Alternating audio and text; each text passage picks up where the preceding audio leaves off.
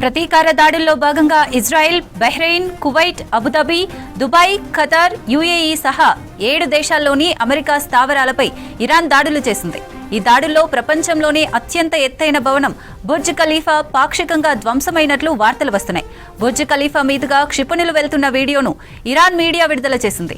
ఆ వీడియోలో భవనంలోని ఓ అంతస్తు వద్ద మంటలు వచ్చి పొగ కమ్ముకున్న దృశ్యాలు కనిపిస్తున్నాయి. అయితే బుర్జ్ ఖలీఫాను నేరుగా లక్ష్యంగా చేసుకున్నారా లేదా దాని సమీపంలో దాడులు జరిగాయా అనే విషయంపై ఎటువంటి అధికారిక ధృవీకరణ రాలేదు. కాగా ఇరాన్ దాడుల వల్ల దుబాయ్లో అత్యంత రద్దీగా ఉండే జబిల్ అలీ పోర్టులో భారీగా మంటలు చెలరేగినట్లు అధికారులు వెల్లడించారు. దుబాయ్ అంతర్జాతీయ విమానాశ్రమం, ప్రముఖ బుర్జ్ అల్ అరబ్ హోటల్ దెబ్బతిన్నట్లు తెలిపారు. ఈ ఘటనలో విమానాశ్రమంలోని పలువురు వ్యక్తులు గాయపడినట్లు ఎమిరేట్ మీడియా కార్యాలయం వెల్లడించింది. ఇరాన్ ప్రయోగించిన డ్రోన్ శిథిలాలు పడటంతో బుర్జ్ అల్ అరబ్ హోటల్ ముందు భాగంలో స్వల్పంగా మంటలు చెలరేగినట్లు ధృవీకరించింది. మరింత సమాచారం సదానందం అందిస్తారు. సదానందం, ఇరాన్పై యుఎస్, ఇజ్రాయెల్ దాడులు చేస్తుంటే ఇరాన్ మాత్రం గల్ఫ్ దేశాలపై విరుచుకుపడుతోంది. అప్డేట్స్ ఏంటి? ఇరాన్ పైన ఇజ్రాయెల్ అండ్ అమెరికా సంయుక్తంగా చేసిన దాడుల్లో ఇరాన్ సుప్రీం లీడర్ ఖమేనీ చనిపోయాడు. సో దీన్ని తిప్పికొట్టడానికి ఇరాన్ తిరిగి ఇజ్రాయెల్తో పాటు ఇటు గల్ఫ్ కంట్రీస్ అలాగే మిడిల్ ఈస్ట్ కంట్రీస్ పైన అటాక్ చేస్తుంది. అయితే యుఎస్, ఇజ్రాయెల్, ఇరాన్ పైన దాడులు చేస్తే ఇరాన్ ఏంటి ఈ Gulf countries, middle east countries పైన అటాక్ చేయడం ఎందుకు అనేది ఒక పెద్ద క్వశ్చన్గా చాలామందికి ఉంది. అయితే ఇరాన్ పక్కన ఉన్నటువంటి ఈ గల్ఫ్ కంట్రీస్ కానీ మిడిల్ ఈస్ట్ కంట్రీస్ ఏవైతే ఉన్నాయో అది కువైట్ కానీ, ఖతర్, యుఏఈ, దుబాయ్ ఇట్లాంటి కంట్రీస్ అన్నిట్లో యుఎస్ వాళ్ళ నావల్ బేస్ కానీ లేకపోతే ఎయిర్ బేస్లు ఏర్పాటు చేసుకొని ఆయా ఎయిర్ బేస్ల నుంచి డైరెక్ట్గా ఇరాన్ పైన అటాక్ చేస్తుంది. ఎందుకంటే ఇవన్నీ కూడా పూర్తిగా ఇరాన్కు ఆనుకొని ఉంటాయి, ఇరాన్కు పక్కనే ఉంటాయి. కాబట్టి ఆయా ప్రాంతాల్లో యుఎస్ డైరెక్ట్గా వాళ్ళ కంట్రీస్ నుంచి కాకుండా ఇక్కడ వాళ్ళ ఎయిర్ బేసెస్ ఆన్ చేసుకొని ఇక్కడ నుంచి మిజైల్స్ పంపించడం కానీ, డ్రోన్ అటాక్ చేయడం కానీ ఇక్కడి నుంచే చేస్తుంది. సో దీనికి ప్రతిగా ఇప్పుడు ఇరాన్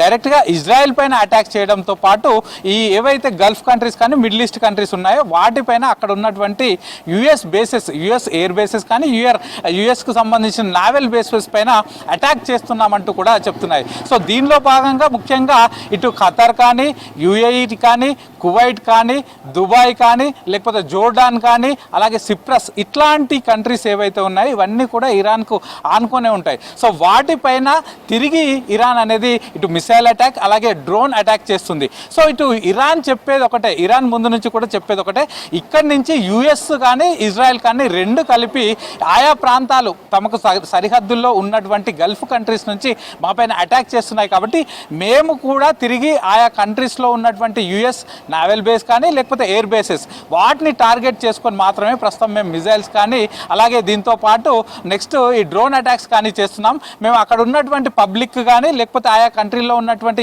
సివిలియన్స్ని కానీ ఆయా ప్రభుత్వాలకు సంబంధించిన ప్రభుత్వాలను కానీ మేము టార్గెట్ చేయట్లేదు. అక్కడ ఉన్నటువంటి యుఎస్కు సంబంధించిన అసెట్స్ కానీ, అక్కడ ఉన్నటువంటి మిలిటరీ క్యాంపులు కానీ, అక్కడ ఉన్నటువంటి ఆ నావల్ బేసెస్ కానీ లేకపోతే ఆర్మీ బేసెస్ వీటిని టార్గెట్ చేసుకుని మేము అటాక్స్ చేస్తున్నామని చెప్తున్నాయి. సో మార్నింగ్ నుంచి ఇప్పటి వరకు కంటిన్యూస్గా ఈ అటాక్స్ జరుగుతూనే ఉన్నాయి. సో ఈ అటాక్స్ జరగడంలో భాగంగా ఆయా కంట్రీస్, గల్ఫ్ కంట్రీస్ ఏవైతే ఉన్నాయో అవి మార్నింగ్ నుంచి ఒకటే చెప్తున్నాయి, ఇరాన్ వాళ్ళు కేవలం యుఎస్ బేస్ పైన అటాక్ చేస్తున్నామని చెప్పుకుంటూ మాకు సంబంధించినటువంటి ఎయిర్పోర్ట్లు కానీ, హోటల్స్ కానీ, ప్రభుత్వ ఆఫీసుల మీద దాడులు చేస్తున్నాయి. సో ఈ దాడుల్లో చాలా వరకు అటు కువైట్కి సంబంధించిన ఇంటర్నేషనల్ ఎయిర్పోర్టు పైన దాడి చేశారు, అలాగే దుబాయ్లో ఒక హోటల్ పైన దాడి చేశారు. దీనిలో కొద్దిమంది సివిలియన్స్ కూడా చాలా వరకు గాయపడ్డారు అని కూడా చెప్తున్నారు. సో దీంతో వాళ్ళ లోకల్గా ఉన్నటువంటి గల్ఫ్ కంట్రీస్లో ఖతార్ కానీ, కువైట్ కానీ, సో యుఏఈ కానీ, ఈ దుబాయ్ కానీ ఇట్లాంటి కంట్రీస్లో ఆల్రెడీ వాళ్ళ సివిలియన్స్కి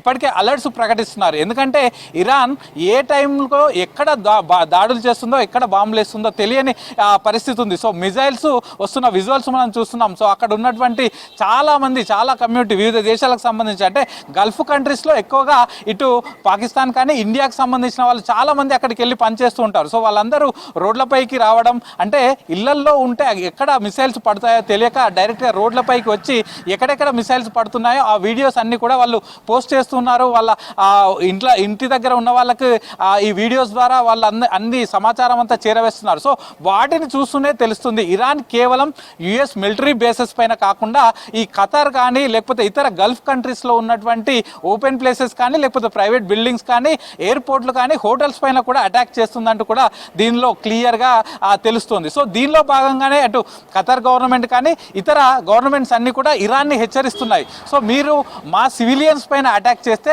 ప్రతి దాడి తప్పకుండా ఉంటుందంటూ కూడా వాళ్ళు ఇరాన్కి హెచ్చరికలు పంపిస్తున్నారు. కానీ ఇరాన్ కానీ ఎక్కడా తగ్గట్లేదు. ఎందుకంటే తమ దేశంలో ఉన్న చాలా వరకు అటు సివిలియన్ బిల్డింగ్స్ పైన అటాక్ చేశారు, తమ సుప్రీం లీడర్ ఖమేనీని చంపారు, అలాగే తమ సైన్య అధ్యక్షుడిని చంపారు. సో వీళ్ళన్నిటికీ ప్రతీకారం తప్పకుండా తీర్చుకుంటాం.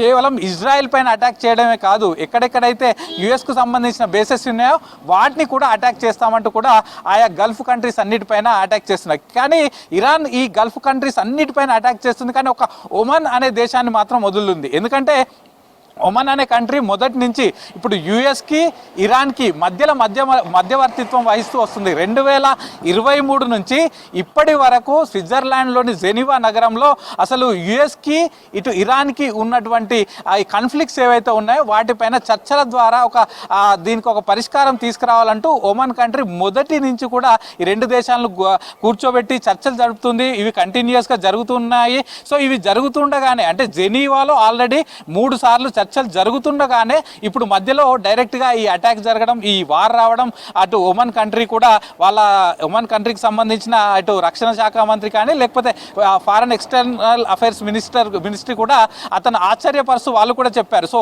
ఒకవైపు చర్చలు జరుగుతున్నాయి, మరోవైపు ఇక్కడ యుద్ధం కూడా జరుగుతుంది, ఇక చర్చలకు ఇక్కడ ఏమున్నదంటూ కూడా చెప్తున్నారు. సో మొదటి నుంచి ఒమన్ అనే కంట్రీ ఇటు ఇరాన్కి సపోర్ట్ చేసుకుంటూ రెండు దేశాల మధ్య చర్చలకు చూసింది. కాబట్టి ఒమన్ అనే ఒక కంట్రీని వదిలేసి మిగతా గల్ఫ్ కంట్రీస్ అన్నిటిపైన ఇరాన్ అనేది అటాక్ చేసుకుంటూనే వస్తుంది. సో ఇదే జరుగుతున్న టైంలో ఒమన్ మీద డైరెక్ట్గా అటాక్ చేయకపోయినా ఒమన్ నుంచి వస్తున్న ఒక ఆయిల్ ట్యాంకర్ పైన ఇటు ఇరాన్ అటాక్ చేసింది. సో ఆయిల్ ట్యాంకర్ కూడా పేలింది. సో అందులో ఉన్నటువంటి 20 మంది ఈ ఆయిల్ ట్యాంకర్ని దేన్నైతే తీసుకొస్తున్నారో సో అది సముద్ర మార్గం గుండా వస్తుంది. సో ఇటు ఎస్పెషల్లీ ఇటు సౌత్ ఏషియన్ కంట్రీస్ అంటే ఇండియా కానీ లేకపోతే చైనీస్ కానీ ఈ కంట్రీస్కి వచ్చే ఆయిల్ ట్యాంకర్ పైన డైరెక్ట్గా ఇరాన్ అటాక్ చేసింది. సో దీంతో ఆ బెర్మోజ్ స్ట్రేట్ ఆఫ్ బెర్మోజ్ కూడా ఆడ క్లోజ్ అవ్వడానికి ఛాన్సెస్ ఉన్నాయని చెప్తున్నారు. ఈ స్ట్రేట్ ఆఫ్ బెర్మోజ్ ద్వారా almost 20% of the global oil అంతా కూడా ఈ సంధి ద్వారానే పూర్తిగా ఇటు ఇతర కంట్రీస్ పోతుంది. ఎస్పెషల్లీ ఇండియా కానీ